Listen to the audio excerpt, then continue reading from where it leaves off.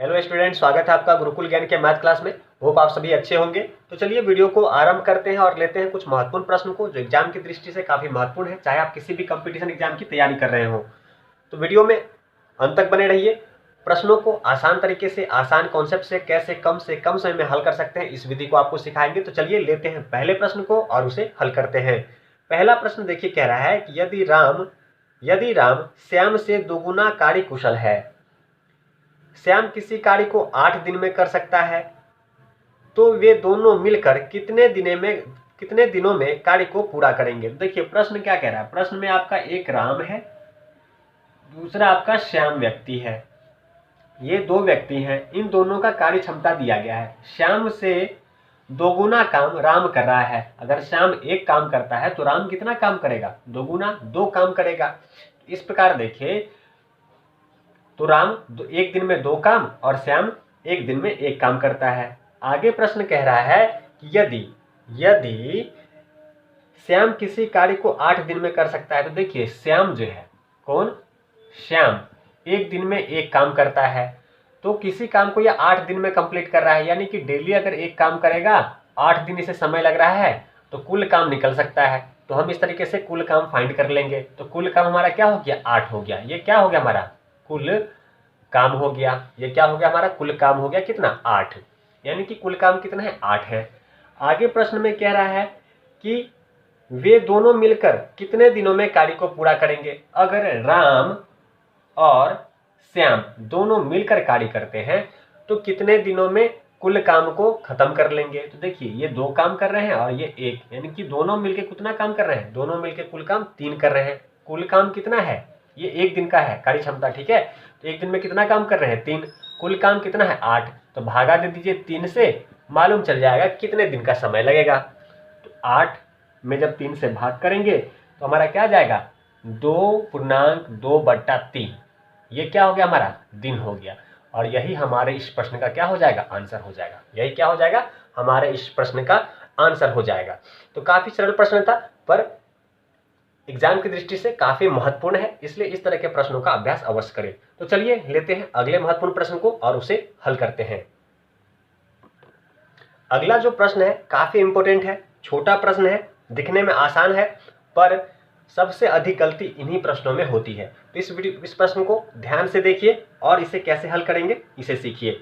देखिए प्रश्न कह रहा है कि वह छोटी से छोटी संख्या जिसे 4, 5 और 6 से विभाजित करने पर क्रमशः 1, 2 और 3 शेष बचता है। प्रश्न क्या कह रहा है? ध्यान से सुनिए। वह छोटी से छोटी संख्या जिसे 4, 5 और 6 से विभाजित करने पर 1, 2 और 3 शेष बचता है। तो प्रश्न यह कह रहा है कि भैया 4 से किसी संख्या में भाग देंगे तो शेष कितना बचेगा? 1 बचेगा, ठीक है। वही कह रहा है कि अगर 5 से भाग देंगे तो शेष कितना बचेगा? 2 बचेगा। आगे कह रहा है कि अगर 6 से भाग देंगे, तीसरी संख्या क्या है? 6 से अगर भाग देंगे, विभाजित करेंगे तो क्या होगा? 3 शेष बचेगा। 3 शेष बचेगा। इस तरह के प्रश्नों को हल करने के लिए ध्यान यह दीजिए कि ये जो 3 विभाजित और जो शेषफल बच रहा है, इन सब का डिफरेंस कितने का, इन सब का अंतर कितने का है। तो चलिए इसका अंतर देखते हैं। 4 में से 1 गया तो अंतर कितना हुआ? 3 का। 5 और 2 का अंतर कितना हुआ? 3 का। 6 और 3 का अंतर भी 3 होगा। जब अगर अंतर सेम हो तो यह प्रश्न बनाने में काफी सरल हो जाता है। तो अंतर देखिए सबका कितना आ रहा है? 3 आ रहा है, ठीक है। अंतर कितना आ रहा है? 3 आ रहा है। तो वह छोटी से छोटी संख्या कौन सी है जिसमें 4 से भाग देंगे, 5 से भाग देंगे, 6 से भाग देंगे तो शेषफल 1, 2 और 3 बचेगा। वह जानने के लिए क्या करेंगे?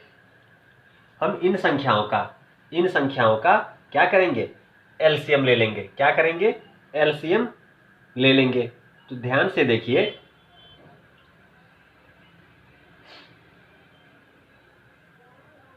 इन तीनों संख्याओं का जब हम एलसीएम लेंगे, क्या लेंगे? एलसीएम लेंगे किसका?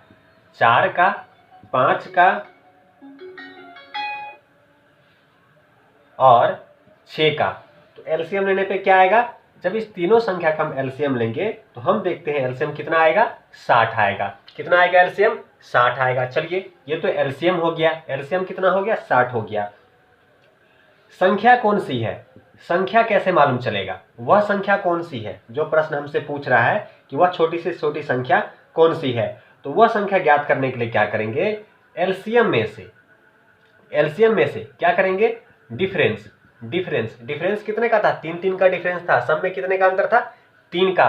तो बस डिफरेंस निकाल लेंगे। तो एलसीएम हमारा 60 हो गया, यहाँ है ही हमारा एलसीएम हमारा 60 हो गया, डिफरेंस हमारा कितना हो गया, 3 हो गया।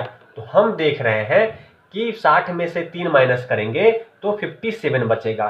तो वह संख्या कौन सी है, वह संख्या 57 है, और यही हमारे इस प्रश्न का क्या हो जाएगा, आंसर हो जाएगा। वह संख्या कौन सी है, 57 है, जिसमें 4 से भाग देंगे तो शेषफल 1 बचेगा, 5 से भाग देंगे तो शेषफल 2 बचेगा, और 6 से भाग देंगे तो शेषफल 3 बचेगा। वह संख्या 57 है। आप चाहे तो इसे चेक भी कर सकते हैं। तो चलिए एक बार हम इसे चेक कर लेते हैं कि ये सही है या नहीं। तो चलिए 57 में हम किसी भी एक संख्या को लेते हैं। तो चलिए हम 5 से ही भाग दे देते हैं। 5 एकम 5, 5 से कट गया, 5 से 5 कट गया, बचा 7। फिर एक बार में जाएगा तो 5 एकम 5, यहाँ शेषफल कितना बचा, 2। तो प्रश्न क्या कह रहा था, 5 से भाग दे तो शेषफल कितना बचे, 2 बचे। शेषफल कितना बचा, 2 बचा। यानी कि हमारा ये उत्तर बिल्कुल सही है, आप इसे चाहें तो दूसरी संख्या से भी भाग दे करके चेक कर सकते हैं। चलिए फिर से भाग दे करके हम एक बार चेक कर ही लेते हैं। कितना है हमारा आंसर, 57 है।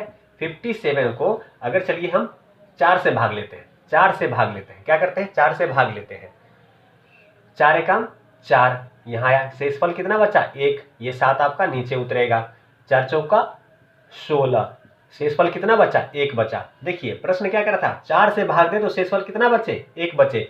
शेषफल कितना बचा है, 1 बचा है। यानी कि हमारा जो उत्तर है 57 बिल्कुल सही है। तो चलिए उम्मीद है आपको यह प्रश्न अच्छे से समझ में आ गया होगा, और एग्जाम इस तरह के प्रश्न जब भी आपको आए आप आसानी से उसे बना लेंगे। तो ऐसे महत्वपूर्ण प्रश्न के साथ हम लगातार मिलते रहेंगे। उसके लिए चैनल को सब्सक्राइब कर लीजिए, और प्रत्येक रात 9:21 पे वीडियो अपलोड करता हूं, उसका नोटिफिकेशन आपको मिल सके, इसलिए साथ में बने बेल नोटिफिकेशन को ऑन कर लीजिए, और चैनल को सब्सक्राइब अवश्य कीजिए। वीडियो से थोड़ा भी लाभ होता है तो वीडियो को लाइक अवश्य कीजिए। तो चलिए एक और महत्वपूर्ण प्रश्न को लेते हैं और उसे हल करते हैं। अगला जो प्रश्न है वह कह रहा है कि एक कक्षा में 30 छात्रों का औसत भार 25 किलो है। यदि कक्षा अध्यापक का भार भी इसमें शामिल कर लिया जाए तो औसत भार 2 किलो बढ़ जाता है। कक्षा अध्यापक का भार कितना है, यह हमसे प्रश्न पूछ रहा है। तो देखिए काफी सरल प्रश्न है, इसे हल करने के लिए ध्यान दीजिए। पहले कक्षा में कितने लोग थे, 30 छात्र थे।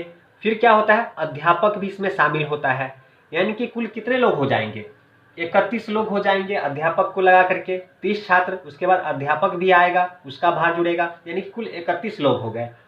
कुल कितने लोग हो गए, 31 लोग हो गए। अब बताइए कि औसत भार 25 था। औसत भार क्या था, 25 था। टीचर के आने से यानी कि अध्यापक के भार शामिल होने से क्या होता है, 2 किलो बढ़ जाता है। यानी कि पहले अगर औसत भार 25 था तो अध्यापक के आने पर 2 किलो वजन भार बढ़ जाता है। ठीक है, यानी कि 25 2 27। अब कितना हो जाएगा, 31 लोग का कितना हो जाएगा, 27 हो जाएगा। पहले कितना था, पहले कुल था 30 लोगों का औसत भार कितना दे रखा है, 25। कितना दे रखा है, 25 दे रखा है। अब कुछ नहीं करना है, इस तरह के प्रश्नों को हल करने के लिए प्रश्न हमारा यहीं पे हल हो गया है। ये चीज अगर आप समझ गए तो प्रश्न हमारा यहीं हल हो गया। अब कुछ नहीं करेंगे, 31 को 27 से आप गुना कर लीजिए। 31 को 27 से गुना करेंगे तो हमारा कितना आ जाएगा, 837 आ जाएगा। कितना आ जाएगा, 837 आ जाएगा। 30 को 25 से गुना करेंगे तो कितना आ जाएगा, हमारे पास 750 आ जाएगा। कुछ मत कीजिए भैया, माइनस कर लीजिए। हमें जो एक आदमी आया है एक्स्ट्रा, इसी का भार ज्ञात करना है ना। तो 31 में से 30 माइनस करेंगे तो इस आदमी का हमें भार पता चल जाएगा। तो यही तो हमने किया है, तो माइनस कर लीजिए। माइनस करेंगे तो यहाँ आएगा 7, 5 एक कैरी लेंगे तो 13 हो जाएगा। 13 में से 7 जाएगा तो 8 बचेगा। तो हम देख रहे हैं कि ये जो 87 बचा, यही एक जो अध्यापक था, जो कक्षा अध्यापक था, कौन, कक्षा अध्यापक था, उसका वजन हो जाएगा। ये केजी में हमारा रहेगा। 87 क्या हो जाएगा, हमारे इस प्रश्न का आंसर हो जाएगा। चलिए एक बार मैं आपको फिर से बताता हूँ। प्रश्न यही तो कह रहा था कि एक कक्षा में 30 छात्रों का औसत भार 25 किलो है। यदि कक्षा अध्यापक का भार भी इसमें शामिल कर लिया जाए तो औसत भार क्या होगा, 2 किलो बढ़ जाता है। तो कक्षा अध्यापक का भार हमें बताना था। तो देखिए कुल 30 छात्र हैं। कुल कितने छात्र हैं, 30 छात्र हैं। उनका औसत भार कितना है, 25 है। फिर क्या होता है, कक्षा अध्यापक आते हैं तो 30 से 31 लोग हो जाते हैं। ऐसा होने से औसत भार में 2 किलो वजन बढ़ जाता है, यानी कि 25 था अब 27 हो गया। तो हमें टीचर का भार ज्ञात करना है। तो हमने कुछ नहीं किया, संख्या को उसके वेट से गुना कर दिया, संख्या को उसके औसत भार से गुना कर दिया, तो कुल वेट हमें मालूम चल गया। अब 31 में से 30 माइनस कर लेंगे तो एक कौन, कक्षा अध्यापक जुड़ गया था ना, इसलिए 31 हो गया था, उसका भार मालूम चल जाएगा। तो 87 बचेगा और यही क्या होगा, हमारे इस प्रश्न का आंसर हो जाएगा।